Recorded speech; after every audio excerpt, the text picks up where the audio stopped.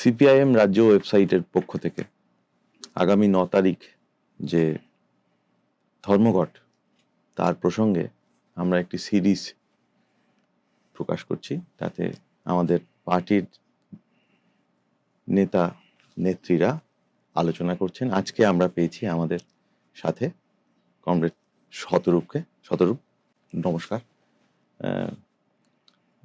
শতরূপের থেকে আমরা যেটা প্রথমে জানতে চাই যে তোমাদের তো প্রত্যক্ষ একদম এইটা অভিজ্ঞতা, তুমি এর আগেও কয়েক জায়গায় বলেছ, এই রাজ্যে কেন্দ্রীয় সরকার বিরোধী কোনো আন্দোলন, সেটা যদি ধর্মঘট নাও হয়, তাতে এই রাজ্য সরকার একটা অদ্ভুত রোল প্লে করে। তার হয়তো সরাসরি বিরোধিতা নয়, কিন্তু তাহলেও সে সেটা ভাঙতে চায়। আগের ধর্মঘটগুলোতেও আমরা এটা দেখেছি এবং আশা করা যাচ্ছে এবারেও তারা তার থেকে খুব একটা আলাদা করবে না। এইটাকে আমরা কিভাবে দেখি? আমার মনে হয় আমাদের একটা জিনিস বোঝা উচিত যে পশ্চিমবাংলায় না এমনি বছরে 365 দিন ধর্মঘট চলে এই গভর্নমেন্টের আমলে। মমতা ব্যানার্জি একদিক থেকে ভালো, মমতা ব্যানার্জি ধর্মঘট ভাঙতে চান, তার কারণটা হচ্ছে বছরে একটা দিন অন্ততপক্ষে উনি চান যে লোকে কাজে যাক। কথাটা আমি এই কারণে বলছি, ধরো পশ্চিমবাংলা চা বাগানে কেউ তো ধর্মঘট ডাকেনি, তবু তো চা বাগানগুলো বন্ধ হয়ে পড়ে আছে। যে চা শ্রমিকেরা কাজে যেতে চান তারা এমনিও কাজে যেতে পারছেন না, তাদের তো এমনি বছর পর ধর্মঘট। বাংলায় তো কেউ বলেনি যে স্কুল কলেজ বন্ধ রাখতে হবে, টিচাররা ক্লাস নিতে পারবেন না। তো বাংলার হাজার হাজার শিক্ষককে ক্লাসরুম ছেড়ে বিকাশ ভবনের সামনে রাস্তায় বসে থাকতে হচ্ছে, কখনো জেলে যেতে হচ্ছে, কখনো পুলিশের মার খেতে হচ্ছে। তো এই যে তারা কাজ করতে যেতে পারছেন না, কর্মক্ষেত্রে যেতে পারছেন না, তো কে ধর্মঘট ডেকেছিল? কেউ তো ধর্মঘট ডাকেনি, তবু তো তাদের জীবন জোড়া ধর্মঘট চলছে। বাংলার ঘরে ঘরে কত ছেলে মেয়ে তারা চায় কাজে যেতে, চাকরির ফর্ম ফিল আপ করতে করতে পেনের কালি শুকিয়ে গেছে, বয়স বেড়ে যাচ্ছে, তবু তাদের কাজে তারা চাইছে কাজে যেতে, তবু কাজে যেতে পারছে না, কারণ রাষ্ট্র তাদের জীবনে একটা ধর্মঘট চাপিয়ে দিয়েছে। এটা কোনো ট্রেড ইউনিয়নের ডাকা ধর্মঘট নয়, এটা রাষ্ট্রে চাপিয়ে দেওয়া ধর্মঘট। সরকারের অব্যবস্থার ফলে ভেঙে পড়ার ফলে, অর্থনীতির ভেঙে পড়ার ফলে একটা ধর্মঘট। সুতরাং বাংলায় তো এমনি ধর্মঘট চলছে, ধর্মঘট তো আমরা ডাকিনি, বরং আমাদের এই ধর্মঘটটা হচ্ছে এই সরকারের চাপিয়ে দেওয়া ধর্মঘটকে ভাঙার ধর্মঘট। সুতরাং এটা দেখা যাক। তার দেখো আর একটা কথা বলি, মমতা ব্যানার্জি সব হুমকি ফুমকি, ওনার দৌড় দেখা গেছে, ওনার হুমকিকে এখন আর মনে হয় না কেউ দুয়ানা পাত্তা দেয় বলে। আমি একটা কথা খালি বলছি, এখানে 2011-এর গভর্নমেন্টে আসার পরে, 2011-র আগে আমরা জানি তৃণমূল তৈরি হওয়ার পর থেকে 11 সালের 20 মে ওরা শপথ নিল। ওই 13 বছরে 72টা ধর্মঘট ডেকেছেন মমতা ব্যানার্জি, 72টা ধর্মঘট। হ্যাঁ, সবাই তখন ওনার মাথায় উকুন হলে উনি ধর্মঘট ডাকতেন। কিন্তু তারপরে যেটা হয়েছে, ক্ষমতা এসে ঘোষণা করলেন যে এবার থেকে কেউ ধর্মঘট করতে পারবে না, নাহলে সার্ভিস ব্রেক করবো, হ্যান করবো, ত্যান করবো। এবং সত্যি সত্যি প্রথম একটা বড় অংশের মানুষ তাতে ভয় পেয়েছিল, স্বাভাবিক কথা। মানে একটা অনিশ্চয়তা বা ইনসিকিউরিটি চলে আসবেই যদি কোনো রাজ্যের মুখ্যমন্ত্রী এটা বলেন। কিন্তু একটা কথা বলছি সৌভিকদা, আজকে 14 ইয়ার্স ডাউন দ্য লাইন, 14 বছর পরে একটা সার্ভিস ব্রেক উনি করাতে পারেননি। আর বা যেখানে করতে গেছেন, যে কর্মচারী তার বিরুদ্ধে ট্রাইব্যুনালে গেছেন, কোর্টে গেছেন, মানে সেই মুহূর্তে সেটা খারিজ হয়ে গেছে। কেননা আমাদের দেশে ধর্মঘট করা সংবিধান স্বীকৃত। মমতা বন্দ্যোপাধ্যায় কেন, কারোর পিতৃপুরুষের ক্ষমতা নেই, কেউ ধর্মঘট করেছে বলে কোনো সরকারের ক্ষমতা নেই কারো সার্ভিস ব্রেক করা, কাউকে চাকরি থেকে তাড়ানো, ইত্যাদি ইত্যাদি ইত্যাদি।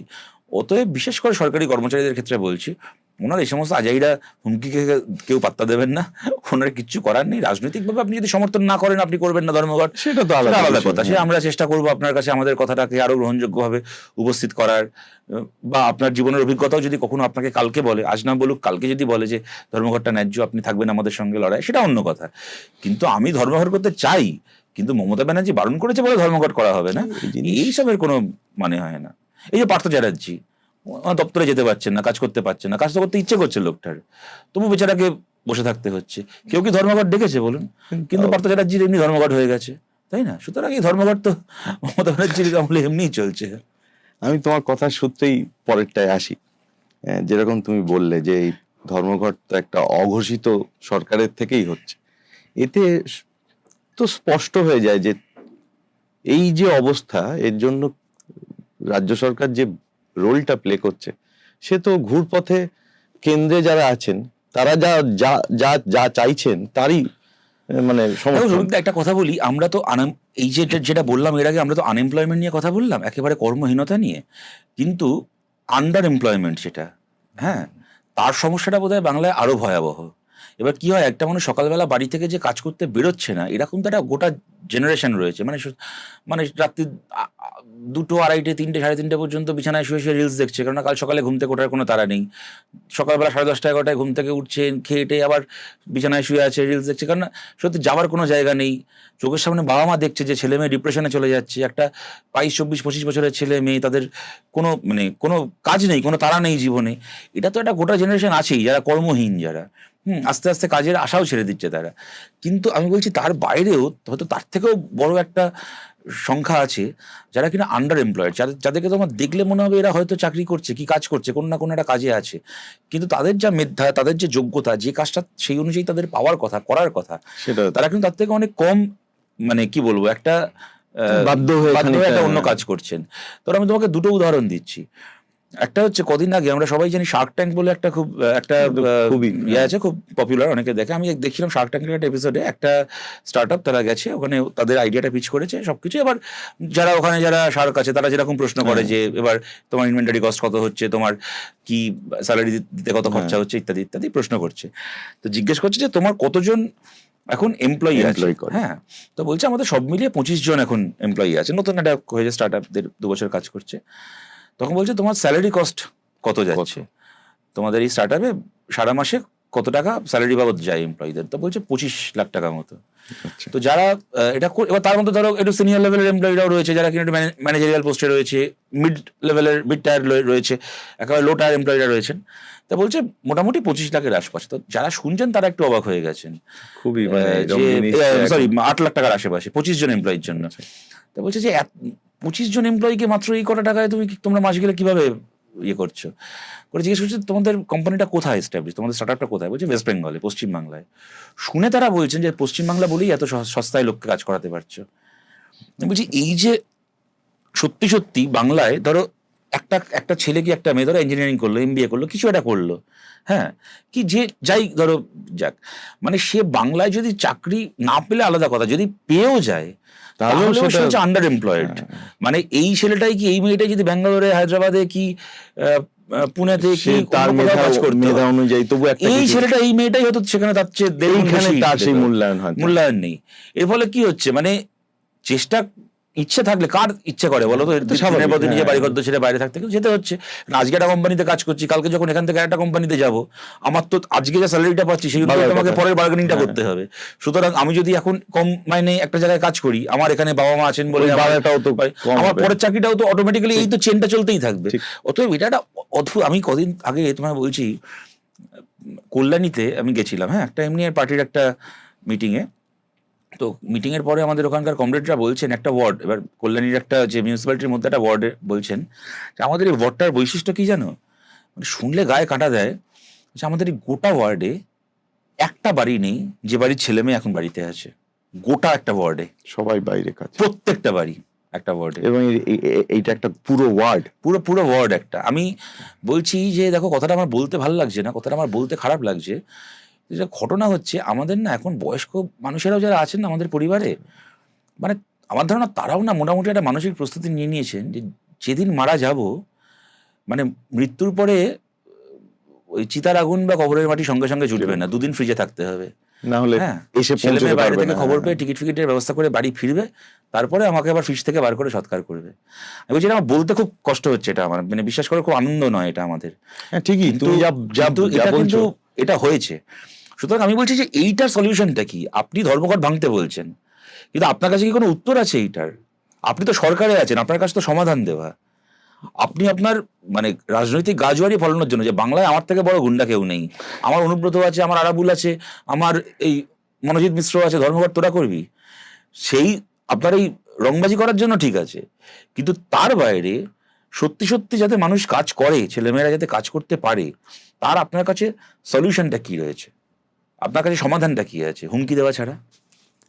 আমি তোমার কথার বিয়েতেই আসি আবার, যে তুমি যেখানটা পয়েন্ট আউট করছো যে একটা গোটা ওয়ার্ড, এবং খুঁজলে হয়তো দেখা যাবে যে তোমার যে অভিজ্ঞতা একটা ওয়ার্ডে সেরকম হয়তো আরো আছে, অনেক আছে। এমনকি কোভিড এর সময় সৌরভ পাল্লধি, ও একটা কথা খুব বলে ছোট থেকে যাদের সঙ্গে বড় হয়েছি আমার যে স্কুলের যারা ঘনিষ্ঠতম বন্ধু ছিল, যারা স্কুলের বা কলেজের, বলছে একজন কলকাতায় থাকে না। সবাই বাইরে। বলে যে আমার যেহেতু নিজের কাজটা, আমি যেহেতু বাংলা থিয়েটারে বাংলা সিনেমায় কাজ করি, আমার নিজের কাজটা যেহেতু কলকাতা কেন্দ্রিক বা পশ্চিমবাংলা কেন্দ্রিক, আমি আমার পেশাগত কারণে আমাকে থাকতেই হয়েছে, আমি কলকাতায় আছি। একমাত্র আমি ছাড়া ছোট থেকে বড় হলাম যাদের সাথে, একজন বন্ধু নেই কলকাতায় কি পশ্চিমবাংলায়, একজন নেই। হ্যাঁ, মানে এরকম আমার ধারণা যারা শুনছেন আমাদের এই আলোচনাটা, অনেক তৃণমূল কংগ্রেসের সমর্থকও আছে তার বাড়িতেও যারা হয়তো এই মুহূর্তে ব্যাঙ্গালোরে বসে শুনছেন, ঠিক। কি যারা হয়তো এই মুহূর্তে পুনেতে বসে শুনছেন। কিন্তু বামফ্রন্ট সরকার কিন্তু চেয়েছিল যে তারা সেক্টর 5 অফিস করার ফাঁকে এটা ক্যান্টিনে বসে শুনুক, সেটা তো যাই হোক, সেটা কিন্তু হয়নি। হ্যাঁ, আমি যেখানটা চাইছি যেতে, যে ধরো এই অভিজ্ঞতা তো খানিকটা আমাদের হলো, কম বয়সী ছেলেমেয়েরা তখন রেড ভলেন্টিয়ার হয়ে নামলো, এরকম প্রচুর ফোন আমরা পেতে শুরু করলাম যে তলায় দোকান, হয়তো সেই দিনটা সুযোগ আছে কয়েক ঘন্টার জন্য, যে একটা জিনিস, কিন্তু এতই বয়স এবং পেশেন্ট, তার বাড়ির ছেলে মেয়ে নেই, সে বাইরে থাকে, সে টাকা পাঠিয়ে দিচ্ছে, কিন্তু আমাদের ভলেন্টিয়াররা গিয়ে তাদের সামান্য দোকান বাজারটুকুও করে দিতে হয়েছে। এই ফোন তো পেয়েছি আমরা, তোমরা তো, আমি এখান থেকেই ভলেন্টিয়ার তারা যে সেই সময় যে টাকা পয়সার যে সাহায্য পেয়েছিলেন, সেই তার একটা বড় অংশ ছিল সেই সমস্ত ছেলে মেয়েদের কাছ থেকে যারা বাইরে থাকে, যারা যোগাযোগ করে বলছেন আমার বাবার জন্য, আমার মায়ের জন্য একটুখানি আপনারা একটু বাজারটা যদি করে দেন, এটা ওষুধটা কিনে দেন, আমি আপনাদেরকে টাকাটা পাঠিয়ে দিচ্ছি, যদি একটু কিনে বাড়িতে পৌঁছে দেন। ঠিক, এটা তো ঘটনা। তো এটা এই যে ধরো এর পরেও যারা বাইরে যেতে পারছে বা পেরেছে, এর মাঝে চলে গেছে, একটা বড় অংশ তো সবাই যে পেয়ে গেছে, তারা এই যে তুমি যে যাকে আন্ডার এমপ্লয়মেন্ট বলছো, এরা তো একটা মানে সেই যাকে বলে কন্ট্রাকচুয়াল কাজ, কোন রকমের একটা চুক্তি, যার কোনো গ্যারেন্টি নেই, আজ কাজ করছি কাল পাচ্ছি না।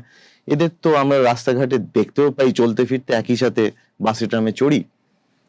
এদের নিয়ে এই রাজ্য সরকারের তো কোনো রোল নেই, রাজ্য সরকারও নেই, দেশের সরকারেরও নেই। আমি তোমায় একটা কথা বলি, ধরো 2019 সালের, আমার খুব ভুল না হলে সেপ্টেম্বর মাসে বোধহয় খুব সম্ভবত, সুপ্রিম কোর্ট রায় দিয়েছিল যে অযোধ্যায় মন্দির তৈরি করতে হবে।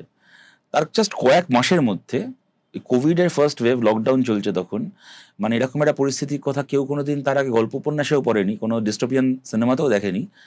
দোকানপাট বন্ধ, বাজারহাট বন্ধ, বাড়ির মধ্যে বসে আছি, কবে বাড়ি থেকে বেরোতে পারবো জানি না, হ্যাঁ, কোনোদিন আর কারোর সাথে কারোর দেখা হবে কিনা আমরা কেউ জানি না, হাসপাতালে বেড নেই, অক্সিজেনের সিলিন্ডার নেই, মানে ওই একটা অবস্থার মধ্যে হচ্ছে তোমার লকডাউনের চলাকালীন অগস্ট মাসে, তখন লকডাউন আস্তে আস্তে উঠছে, সেই সময় অযোধ্যায় মন্দিরে শিলান্যাস হলো। তখন থেকে একেবারে ক্যালেন্ডার ধরে হিসেব করা যে 2020 সাল অগাস্টে শিলান্যাস করছি, জাস্ট 3.5 বছর ধরে মন্দির তৈরি করে 24 লোকসভার ভোট, তার ঠিক আগে মন্দির উদ্বোধন করব, করে মন্দির দেখিয়ে ভোটে যাব। একেবারে অঙ্কের নিয়মে তাই হলো। তারপরে ভোটের ফলাফল কি হলো সবই দেখলাম, যাকে। কিন্তু আমি যে কারণে কথাটা বলছি, 2019 সালে যে সুপ্রিম কোর্ট আমাদের দেশে রায় দিয়েছিল যে অযোধ্যায় মন্দির তৈরি করতে হবে, আমাদের দেশে সেই সুপ্রিম কোর্ট 2016 সালে রায় দিয়েছে সমকাজে সমবেতনের আইন করতে হবে।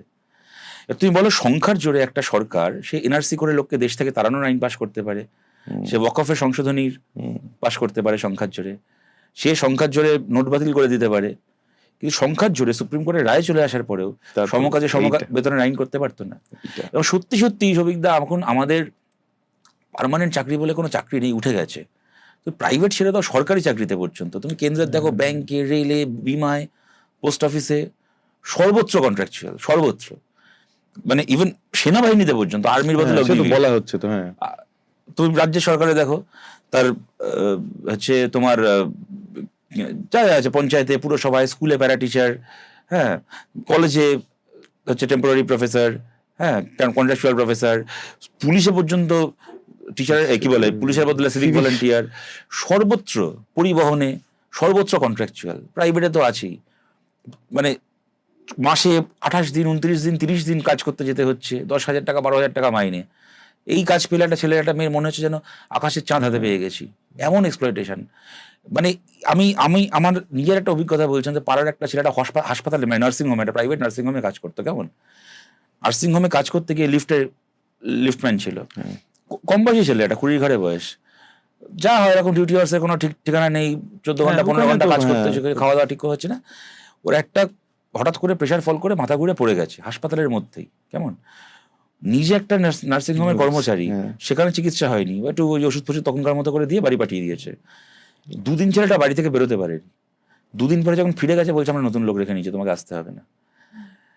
আমি বলছি যে এইটা না মানে একটা গোটা জেনারেশন এটাকে না স্বাভাবিক বলে মেনে নিচ্ছে। আমরা চেষ্টা করছি এটার বিরুদ্ধে কথা বলার, কিন্তু যাতে আমরা সেই কথাটুকু বলতে না পারি, যাতে আমরা এই ছেলে মেয়েগুলোকে এইটুকু বলতে না পারি সেটাকে তোমরা মেনে নিচ্ছ নিয়তি বলে, এটা নিয়তি হওয়ার কথা ছিল না, এইটুকু বলাটা পর্যন্ত যাতে আটকানো যায়, তার জন্য হচ্ছে এত তোড়জোড়, এত আয়োজন, এত সৈন্য সামন্ত নামিয়ে দেওয়া।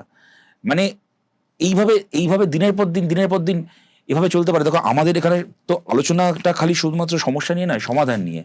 আমরা পরিষ্কার, আমরা বামপন্থীরা এটা মনে করি, আমরা সিপিআইএম বলছি 1 বছর পরে বিধানসভার ভোট হবে, কি ফলাফল হবে মানুষ ঠিক করবেন, সেই ভবিষ্যৎবাণী করার জন্য আমরা তো টিয়া পাখি নিয়ে বসে নেই। কিন্তু মানুষ যদি আমাদেরকে এই কাজটা করার সেই সংখ্যা দিয়েছেন বিধানসভায় গিয়ে, বা কথাটাকে তুলে ধরার সেই দায়িত্ব দিয়েছেন, পশ্চিমবাংলার বিধানসভায় আমরা চাই সুপ্রিম কোর্টের রায় অনুযায়ী সমকাজে সমবেতনের আইন পাশ হোক। এটা প্রথম কাজ হবে আমাদের, প্রথম কাজ।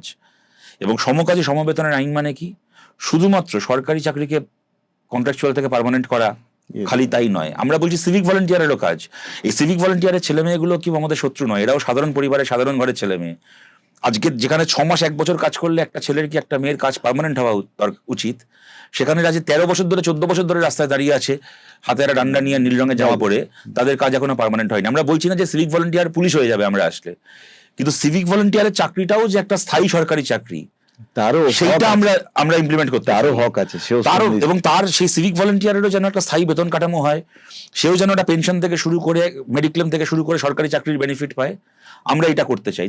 তার সঙ্গে পরিবহন থেকে শুরু করে আরো যা যা সেক্টর রয়েছে, এবং খালি তাই নয়, বেসরকারি কোম্পানিও যাতে, যারা আজকে কন্ট্রাকচুয়াল আছে 6 মাস থেকে 1 বছরের মধ্যে নিজের কন্ট্রাকচুয়াল কর্মচারীদেরকে পার্মানেন্ট করতে বাধ্য হয়, আমরা সেই আইন আমরা বলবৎ করতে চাই। এবং কোনো বেসরকারি মালিকও পারবে না, তার মনে হলো যে এখন তো কন্ট্রাকচুয়াল লোককে দিয়ে কাজ করিয়ে নি, যেই 1 বছর পরে তাকে পার্মানেন্ট করার সময় আসবে আমি তখন একে ছাঁটাই করে নতুন লোক করতে পারবে না। আইন মানে এইটাই, যতক্ষণ না তোমার কন্ট্রাকচুয়ালদেরকে তুমি পার্মানেন্ট করছো ততক্ষণ পর্যন্ত নতুন কন্ট্রাকচুয়াল নিয়োগ করতে পারবে না। এবং এখানে আরেকটা কথা আছে সৌভিকদা, দেখো এই যে জেনারেলি সরকারি চাকরির, মানে প্রাইভেট তো ছিল, এই সরকারি চাকরির নেচারটাও যে ক্রমশ পার্মানেন্ট থেকে কন্ট্রাকচুয়াল হয়ে যাচ্ছে, এর একটা মানে মানে মানে কি বলবো, প্রভাব বলো কি, এর একটা পরিণতি হচ্ছে যে রিজার্ভেশন, সামাজিক ন্যায়ের প্রশ্ন, সেইটা তো বাতিল হয়ে গেছে। কারণ পার্মানেন্ট চাকরিতে এসসি এসটি ওবিসি রিজার্ভেশন যেত, তারপর তোমার সুযোগটা ছিল, ফিজিক্যালি হ্যান্ডিক্যাপ রিজার্ভেশন থেকে শুরু করে এটা হয়ে যাওয়া তো সার্ভিস উঠে গেছে। সুতরাং এই যে সামাজিকভাবে বৈষম্যের ফলে, মানে যুগের পর যুগ চলে আসা বৈষম্যের ফলে সামাজিকভাবে পিছিয়ে পড়া জনগোষ্ঠীকে সামনের সারিতে আনার জন্য এই যে রিজার্ভেশন, ভারতে ডক্টর বি আর আম্বেদকর যেটাকে প্রণিধান করে গেছিলেন, চালু করে গেছিলেন, হাজার রকম ভাবে আরএসএস চেষ্টা করেছে 70 বছর ধরে এটাকে আরএসএস এর গায়ে জ্বালা ধরে আম্বেদকরের নাম শুনলে। এমনিতে আম্বেদকরের মূর্তিতে মালা দেয়, আবার লোকসভার মধ্যে আম্বেদকরকে ব্যঙ্গ করে অমিত শাহ।